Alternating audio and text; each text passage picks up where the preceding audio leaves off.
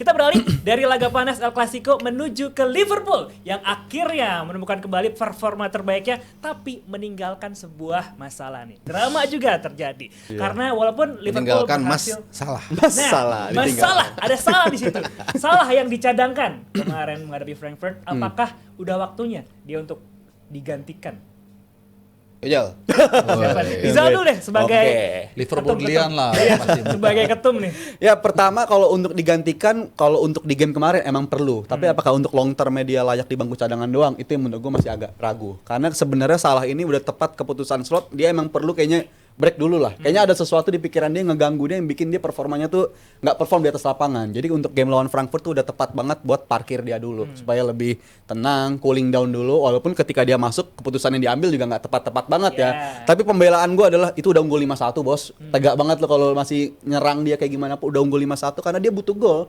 Dia butuh gol untuk ngeboost kepercayaan diri dia. Tapi kalau secara kita bahas Liverpool sekarang secara overall, ini gue rasa nggak lepas dari apa yang dilakukan di hari Senin, satu hari setelah kekalahan dari MU, yang mana Van Dijk ngadain rapat darurat tanpa pelatih ya.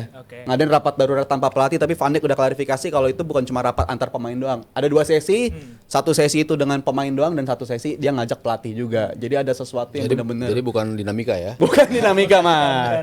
Ini Van Dijk inisiatif dia sebagai kapten, dia ngerasa ini kayak gue butuh ngumpulin. Ada masalah komunikasi lagi. Untuk ini nggak ada. Untuk ini nggak ada. Dia padahal Belanda sama Belanda loh. Cocok padahal. Ketemu padahal tuh. Ini inisiatif aja mah. Emang jam terbang ini. Jago masuk.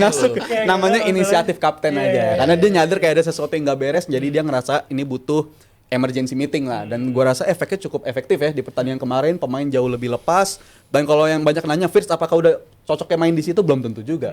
Karena ujiannya adalah di game lawan Brentford. Kalau kemarin lawan Frankfurt itu tim Jerman gak ada satupun yang mainnya low defensive line gitu. Tim Jerman tuh selalu main garis tinggi. Dan makanya dibantai mulu di musim ini. Makanya nyaman banget First ketemu lawan kayak gitu. Tapi di Premier League dengan tipe low defensive line itu ujian utamanya Wirtz. Jadi game kemarin nggak bisa dijadikan benchmark bagi Wirtz apakah udah balik apa belum. Tapi dikit gua sempat baca statement lu Zal yang ngebandingin Salah sama Gerrard ketika Brendan Rodgers. Itu gimana menurut lu? Jadi kayak ketika Gerrard tanpa Gerrard kan waktu itu juga Liverpool bisa meningkat kan. Ini juga apakah ini akan terjadi juga dengan Liverpool 2.0 ini nih? Bisa aja begitu ya. Karena eventually kan juga harus mempersiapkan hidup setelah Salah gitu. Dan itu yang dilakuin sama Slot, keputusan yang berani ketimbang populer untuk mencadangkan pemain besar. Dulu Rodgers juga sama tuh, kalahnya habis 4 pertandingan beruntun kalah, masuk di bulan November dia akhirnya milih siapa sih masalah di tim gue. Ternyata bukan Balotelli, bukan Lambert, tapi yang dipilih dia cadangin adalah Steven Gerrard. Sampai bulan Maret dia dicadangin terus walaupun ada cedera juga. Tapi itu game di bukunya Gerrard, dia ngaku, gue ini kapten loh. Gue pemain yang paling penting di tim ini, tapi gue dicadangin, itu ngeganggu pikiran dia secara psikologis. Jadi dia masuk di game babak kedua, langsung injek kaki Herrera. Dan Gerrard nggak nyesel katanya. Karena dia meluapkan emosi dia. Dan gue ngeliat apa yang dilakukan Salah kemarin tuh murni logika dia ketutup sama emosi dia gitu. Jadi itu sesuatu yang menurut gue nggak nyaman banget ketika pemain yang tadinya jadi andalan, jadi cadangan, itu sesuatu pasti agak mengganggu di pikiran seorang pemain sih. Bung Harpa gimana ngeliat Mo Salah yang dicadangin terus juga? Apakah ini waktunya yang tepat untuk Mo Salah ini diparkirin dulu? Ya kalau gue bilang titik di mana Mo Salah ini bisa jadi akan bisa menentukan Liverpool bisa juara atau enggak Premier League dulu deh. Kenapa? Karena itu tadi masalahnya kan kompleks gitu. Dia pemain bintang, dia punya sejarah yang positif. Cuman kalau kita lihat beberapa kali dia agak jadi titik lemah nih. Jadi artinya orang bertumpu dengan dia, tapi kemudian dia tidak semaksimal berapa tahun lalu lah. Gue nggak tahu nih, sejauh ini kan dia baru cetak 2 gol 2 assist. Mungkin salah satu yang terendah dalam 3 bulan terakhir. Mungkin ya dalam dalam berapa tahun dia di Liverpool. Dan itu juga tercermin dari prestasi Liverpool kan yang 4 kali kalah. Nah cuman masalahnya kan apakah mau seperti ini terus. Makanya tadi gue bilang kalau nggak ada sesuatu yang beda, ini bukan tidak mungkin ke drag down terus seperti ini nggak ada perubahan. Dan kemarin ketika dia nggak main ternyata malah lebih cair kan. Ini agak sedikit mirip dengan kasusnya PSG. Begitu nggak ada Neymar, begitu nggak ada Mbappe, permainan malah lebih cair. Cuman left out Salah begitu aja juga kan nggak baik. Nah menurut gua mungkin Arne Slot udah berpikir bagaimana mengubah posisi dia atau gaya bermain dia. Ya dia lebih tahu lah, lebih pinter, dan itu bukan sekali 2 kali di sejarah dunia itu terjadi. Dennis Bergkamp gaya mainnya berubah sehingga dia bisa lebih lama lagi decliningnya. Kemudian siapa lagi? Matthias Sammer Kemudian Lothar Matthäus itu kan yang berubah, yang tadinya DM kalau nggak salah jadi sweeper atau jadi CB. Ronaldo, Messi, dua-duanya. Messi berubah. Iya, benar segala macam. Nah, itu dia. Karena ya usia nggak bisa bohong, 33, 34 atau 34, 35 lu diajak lari-lari apalagi makin gayanya gitu-gitu doang kan. Iya, Jadi lawan udah bisa ngebaca plus speed lu nggak sebagus dulu. Dulu oke, lu cover 2 orang, 3 orang, dia masih bisa lewat. Atau lu memang harus 3 orang sehingga ada ruang yang kosong. Apalagi zaman dulu trio Firmansyah kan, Firmansyah. Ada Firmino, ada Mane yang menjadi distraction gitu loh. Tapi sekarang kan nggak terlalu seperti itu. Jadi menurut gua harus ada berubah gaya bermain, entah seperti apa, yang nggak hanya mengandalkan kecepatan dan hanya nunggu di kanan. Ini udah selesai kalau kayak gitu. That's why kalau kita lihat statistik, golnya tuh seret dan juga kemenangan dari Liverpool juga seret. Dan sikap dari Mo Salah kan kayak kemarin kan kelihatan kayak ngambek gitu kan. Termasuk kemarin sampai di sosmednya tuh dihapusin semua tuh bio-bio soal Sebenarnya ngambeknya dia bisa kita lihat dari 2 sisi. Satu tentu keadaan yang agak sedikit kurang kondusif. Ya, ada dinamika kalau tadi Mas Arya bilang kan. Tapi di satu sisi berarti dia masih punya motivasi. Kalau lu kayak Scott Carson kan dicadangin kapan pun nggak senang-senang aja kan dia. Happy aja. Nggak masalah. Karena udah nggak punya motivasi.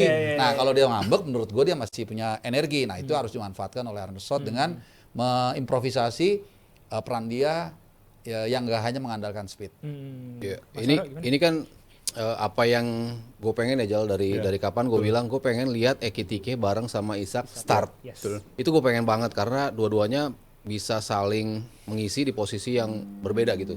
Sama-sama bisa masuk dari wing, sama-sama bisa terima bola dari belakang, sama-sama bisa menjadi pemain goal getter di tengah gitu. Jadi gue pengen banget lihat mereka startnya bareng gitu. Kalau ujung-ujungnya akhirnya menyingkirkan Salah dari posisi itu, ya kenapa enggak gitu. Karena memang harus kita akui beberapa pertandingan terakhir Salah sudah tidak seefektif itu. Waktu itu sempat mau dicoba ya, si Ekitike bareng sama si Isak, tapi Ekitike-nya langsung cedera tuh di Champions League juga kan. Galatasaray dia langsung cedera, jadi akhirnya nggak bisa melihat mereka bermain bareng. Ketika mereka bermain bareng, ada dynamic yang berbeda gitu dari permainan Liverpool. Semuanya tuh kalau di tengah biasanya kan terpaku tidak melebar gitu kan, semuanya direct dari tengah, tapi ini bisa memanfaatin wings lagi tuh. Dari Wirtz-nya tampil cukup oke di posisi itu, dari sisi kiri juga Sobo luar biasa banget mainnya. Ini pemain yang menurut gua paling konsisten, paling progresnya makin kelihatan gitu ya dari sejak dia datang gitu. Dan Salah tadi kalau nyambung Harpa, gue sih nggak ngelihat dia bisa memainkan peran yang beda ya, karena dia bukan tipe pemain yang bisa tampil untuk membuat ritme kita agak sedikit mengendor. Dia kan selalu ngegas, bukan tipe yang kalau Messi kan bisa tuh memainkan ritme, walaupun dia startnya di ujung kanan, ada end up-nya di tengah, dia bisa memainkan ritme itu gitu. Lalu Cristiano ketika dia itu dia udah tahu nggak punya kecepatan lagi di wings, oke gue jadi mantok di tengah, gue tinggal terima bola-bola aja. Nah Salah kalau ditaruh di tengah mungkin gue rasa cocok tuh, jadi ujung tombak mungkin dia bisa gitu, karena akan tetap memanfaatkan kecepatan yang dia punya gitu. Tapi untuk bisa mendelay permainan, untuk mengubah gaya bermain untuk lebih slow, itu kayaknya gue nggak melihat Salah bisa melakukan itu ya. Dan untuk sekarang ya mungkin ada baiknya juga gitu, dia dicoba dari bench, dan saat bench dia menciptakan peluang-peluang. Kemarin sebetulnya dia peluangnya cukup terbuka sih, dan wajar aja sih dia nembak seperti itu, walaupun memang ada Wirtz di situ. Jadi Wirtz nggak dapat gol pertamanya, tapi ya tadi Rizal bilang, gue butuh moral boost nih buat cetak gol sehingga gue bisa balik lagi ke perbincangan gue sebagai pencetak gol. Itu kan yang lama nggak terlihat dari Salah, dari open play ya. Kemarin kan dari penalti ya. Penalti pun aja 2 kali gagal tuh dia kan. Iya, ada gagal. Tapi kalau ngomongin tempo tuh menarik ya. Bahkan itu John setelah pertandingan bilang juga kalau dia evaluasi di 4 game terakhir Liverpool kalah, dia ngerasa game Liverpool tuh terlalu kayak basket. End to end. Nyerangnya Curtis Jones. Dia ngerasa serangan Liverpool tuh terlalu end to end, terlalu kayak main basket. Ngomongnya. Jones. Ini andalan nih. Jones. Curtis Jones. Ini pemain yang gue bilang bisa aja ke depannya paketan di tengah tuh dia menggeser McAllister gitu. Karena belakangan McAllister di musim ini nggak terlalu perform karena Jones setiap main bagus lagi. Iya kan? Dan bukan cuma dia doang yang bagus, tapi ketika ada di lapangan, Wirtz juga kelihatan bagus. Babak kedua lawan Arsenal itu contoh. Babak kedua lawan MU juga sebenarnya mainnya barengan juga kan tuh paketan Wirtz dan Jones main di babak kedua. Tapi di game lawan Brentford setidaknya gue pengen lihat, kalau Salah gue nggak tahu ya, karena gue ngerasa kayaknya di game lawan Brentford dia bisa aja masuk sebagai starter lagi. Tapi kalau untuk lini tengah paketan Jones dan juga Szoboszlai ini kayaknya wajib jadi paketan untuk ke depannya dulu. Semakin terbukti ya, statement lu Curtis Jones lebih baik dari. Jangan ingetin lagi kalau itu. Itu tinggalin aja dulu kalau itu. Tapi cocok. Bisa aja dia kartu truf jawaban di lini tengah Liverpool untuk bisa ngeluarin potensi dari Florian Wirtz, jadi Jones. Tapi kalau di depan, tadi kan Om Aryo sempat nyinggung di mana akhirnya si si Isak dan juga Ekitike main bareng. Kalau lu ngeliatnya gimana? Walaupun baru main satu babak di pertandingan kemarin, tapi udah kelihatan dong, bisa ngeliat dong gimana ketika dua orang itu diduetin. Oke, 4-4-2 ya. Tapi Isak kayaknya nggak main di game lawan Brentford di minggu besok karena cedera, dan ini kayaknya nggak terhindarkan dia cedera ya. Karena gua ngeliat contohnya pemain yang tanpa pramusim juga kayak Wiza, cederanya juga sampai akhir 2025 gitu. Kayaknya ada kesamaan pemain yang nggak dapat pramusim yang ideal, ya eventually bakal cedera gitu. Karena ketika dia main di musim ini pun Isak juga belum bisa ngasih performa yang paling bagus. Tapi ya to be fair, dibanding Isak dan Ekitike di musim ini, nama pertama yang langsung terbesit sebagai starter ya Ekitike lah. Langsung itu secara otomatis Ekitike yang bakal main, dan itu persis yang apa Henry bilang musim lalu, Thierry Henry. Yang bedain striker elite dan world class tuh teknik larinya gitu. Ekitike larinya bukan lurus kemarin, nyilang dia. Jadi dia cuma butuh 3 sentuhan untuk iya, dia punya speed. Jadi gue bilang untuk dan udah hafal banget sama lapangan situ kan. Iya udah andalannya dia. Udah 2 tahun main di situ. Dia tahu persis gimana cara golin, dan kayaknya otomatis dia.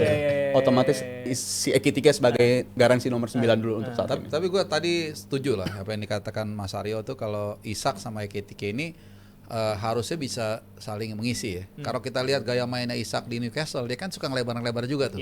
Jadi artinya dia secara naluri itu bukan striker yang hanya nunggu.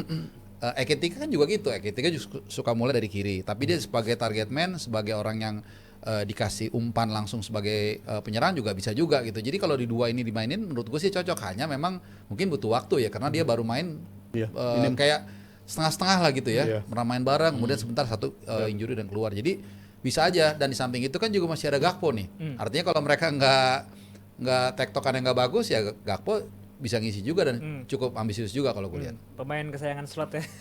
Mau main kayak gimana pun gak akan diganti. Harus. Masih aman dia. Dia bisa ngambil corner juga soalnya. Set piece juga.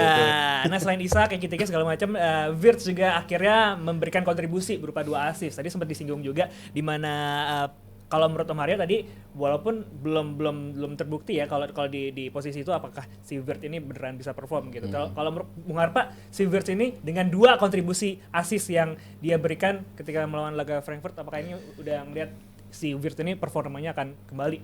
Ya secara potensi dia punya atribut untuk bisa jadi seorang pemain yang bagus. Ya 2 assist itu memang bukan ujuk-ujuk berhenti di situ ya, tapi itu menunjukkan bahwa sebenarnya dia punya potensi untuk melakukan itu. Tapi kalau gue lihat, nah itu tadi ada faktor ketika ada salah, mungkin beratnya dia kalau ngumpan ke sana, gitu. Jadi ketika nggak ada salah, dia akan ngumpan itu sesuai apa yang menurut dia paling pas. Jadi itu yang kadang-kadang gue bilang sama kayak Bellingham tadi kita ulas kan. Oke, dia bagus, dia punya semua atribut. Tapi ketika kemudian ada target man yang datang, dia agak mundur ke belakang, otomatis keran golnya akan turun. Demikian juga dengan Wirtz. Kalau dia memang punya kebebasan yang benar-benar bebas, dia mau ngumpan kemana dia suka diumpan, mau dia dribbling tanpa harus ada takut, wah sebenarnya yang kosong yang kiri nih, tapi Bang Salah ada di sana nih, gue mesti ngumpan ke dia gak enak. Nah yang itu yang kadang-kadang menurut gua membuat pemain gak keluar semua kemampuannya, dan terbukti ketika gak ada salah dia kan bisa cetak 2 assist. Nah siapa yang tanggung jawab? Menurut gua pelatih. Namanya juga anak baru, pasti kan dia segan-segan juga kan, Bang gimana Bang caranya Bang, saya mau ngoper ke dia tapi gak enak. Nah pelatih yang harus menekankan kedua pemain ini nih, ke Salah, lu kalau nggak dioper dia, ya lu nggak apa-apa ya, tergantung dia. Lu juga, Wirtz, lu jangan takut, kalau lu mau ngoper ke sana, oper aja segala macam. Dan ini yang mudah-mudahan, walaupun gue fans Arsenal ya, gue berharap kalau objektifnya mereka bisa melakukan itu, gue rasa kemampuan Wirtz yang selama ini kita tunggu itu akan keluar. Untuk kita lihat ya untuk Wirtz nanti. Dan tentu pemain yang sangat harus kita apresiasi adalah Szoboszlai. Pemain ini mau ditempatkan di bek kanan, di tengah, segala macam. Kiri aja yang belum ya? Kiri belum. Konsistensinya luar biasa. Setuju nggak Mas Aryo kalau Zobo ini adalah pemain terbaik Liverpool sepanjang musim ini? Iya, karena dia punya work rate yang luar biasa. Kalau kita bicara work rate kan sebetulnya kita melihat juga Elliot punya work rate, lalu McAllister punya work rate, terus si Curtis Jones punya work rate, tapi dia juga punya quality. Dia punya kualitas, dia punya pemahaman game yang apik, kapan lo harus nutup, ketika back kanan lo masuk, lo harus ada di mana untuk bisa menyegat itu. Itu kan kecepatan berpikir, itu kan tidak bisa dengan mudah dan cepat lo dapatkan gitu. Lo harus mengasah itu terus-terusan dan itu akhirnya bisa membentuk Szoboszlai menjadi pemain yang semakin lengkap gitu. Karena quality dia punya, tembakan dia juga bagus, dia bisa juga ngambil corner juga. Kemarin golnya Konate juga corner ya. Cornernya dari Szoboszlai juga. Artinya dia punya banyak atribut untuk menjadikan dia pemain yang baik gitu. Tapi di start dari work rate dan itu yang kayaknya nunjukin kemampuan Liverpool adalah pemain-pemain yang punya work rate tinggi gitu ya. Kita bicara dari era Gerrard lah sampai ke sini, pemain yang punya work rate tinggi pasti punya kemampuan untuk stay di starting 11 gitu. Dan dia buktiin di mana aja lo ditaruh, dan gue akan semakin melihat dia di posisi bek kanan sih sejauh ini karena gue nggak yakin dengan Frimpong, gue nggak yakin dengan Bradley. Iya, Mas. Jadi dia lebih aman di posisi itu gitu. Tapi ya mungkin disayangkan nggak kalau dengan kualitas dia ditaruhnya di kanan, Mas Adi? Ya, kalau end up-nya Liverpoolnya mainnya maju, defense line-nya tinggi kan sebenarnya nggak masalah ketika dia akan bantu juga ke sisi tengahnya juga. Di babak kedua kalau dimasukin Frimpong, baru dia geser, dimasukin Bradley, baru dia geser, mungkin kestabilan itu bisa diciptakan gitu. Atau diteruskan di babak keduanya gitu. Tapi untuk start the game, di mana lawan sering sekali membuat keputusan-keputusan untuk lempar bola jauh ke belakang, dan itu sering mengekspos lini belakang Liverpool, ya membutuhkan Szoboszlai ada di posisi belakang dulu. Kalau gue pribadi sih ngeliatnya seperti itu. Tapi justru itu yang jadi masalah bagi gue sih di musim ini ya. Karena kalau untuk dewanya pemain tipe-tipe Szoboszlai itu dewanya menurut gue Valverde gitu. Pemain yang tipe-tipenya kayak gitu kan. Work rate, bisa nge-cover area sisir area kanan, kadang jadi gelandang, kadang jadi bek kanan. Valverde bisa ngelakuin itu. Tapi kalau Szoboszlai, ini menandakan yang masalah di Liverpool musim ini tuh dalam banget di posisi bek kanan. Sesuatu yang nggak dialamin sama Arsenal musim ini dan nggak dialamin sama City di musim ini menurut gue. Karena nggak ada tim kayak Arsenal contoh maksa pemain tengahnya jadi bek kanan gitu. Ini kan tanda Liverpool baru berjalan sampai bulan Oktober tapi Slot udah sadar, udah sadar gitu posisi mana yang jadi masalah bagi tim dia di musim ini. Selalu nggak pernah ada back di posisi bek kanan yang start 3 game beruntun di musim ini bagi Liverpool, dan tiap masuk babak kedua menit 60 pemain yang paling pertama diganti adalah posisi bek kanan juga. Artinya Slot sadar dia bikin sesuatu yang nggak balance di posisi tersebut, dan dia harus ngorbanin pemain tengah jadi bek kanan. Itu sesuatu yang menurut gue nggak sustainable. Jadi ini sesuatu yang harus segera diperbaikin, dan Frimpong kelihatannya masa depannya kayak bisa aja bukan sebagai bek kanan gitu.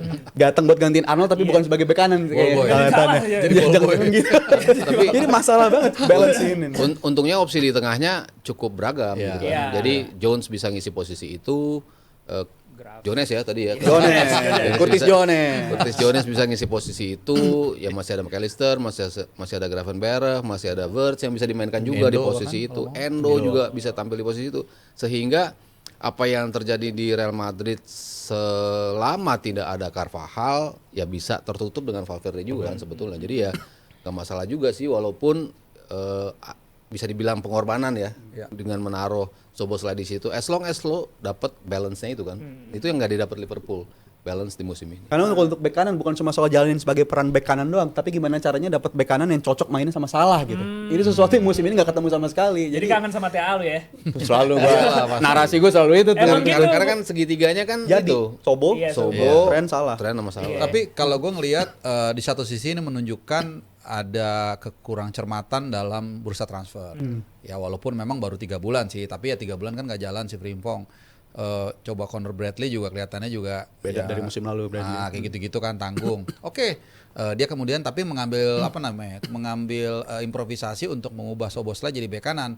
Ya it works sih. Cuman kan tadi itu apakah ini bisa lasting untuk sampai akhir musim gitu. Jadi ya balik lagi, selama itu memang masih dia nggak hektik, nggak sampai fed up, mungkin nggak ada masalah. Tapi sampai kapan? Sementara kompetisi yang dijalani Liverpool kan banyak. Jadi as simple as it. Nah, jadi emang kalau udah nggak ada tuh baru kerasa ya Bung Herman. Hei, maksudnya apa nih? Keren. Tapi tipis, dia nggak berani terlalu tebal. Tapi nggak apa-apa. Lama-lama terbiasa kok. Itu. Mantap. Jadi konklusinya adalah dengan kemenangan 5-1 ini, apakah Liverpool comeback dan bisa bounce back? Bisa dong. Bisa ya? Bisa. Udah tersolve masalahnya. Lawannya Brentford. Kelihatannya iya. Semoga aja cuma cegukan yang kemarin ya. Tapi semoga ya bisa. Tapi 4 kali cegukannya. Berasa juga sih kalau 4 kali. Iya. Tapi ntar abis FIFA Matchday gitu lagi ntar. Terus-terusan. FIFA Matchday bentar lagi ya. Iya, November ya. Oke, kalau gitu terima kasih Rizal Palevi, Sama-sama. Mas Aryo, Bung Harpa untuk DPI edisi kali ini. Terima kasih juga tentunya kita persembahkan untuk Roro Jonggrang untuk LED-nya. Thank you juga buat JM Team yang udah nonton, yang udah subscribe, yang udah like. Terima kasih untuk tim produksi juga dan sampai jumpa di Dewan Pandit Indonesia episode berikutnya. Dan jangan lupa ditonton DPI klip-klipnya di channel DPI ya. Bye bye. Happy weekend.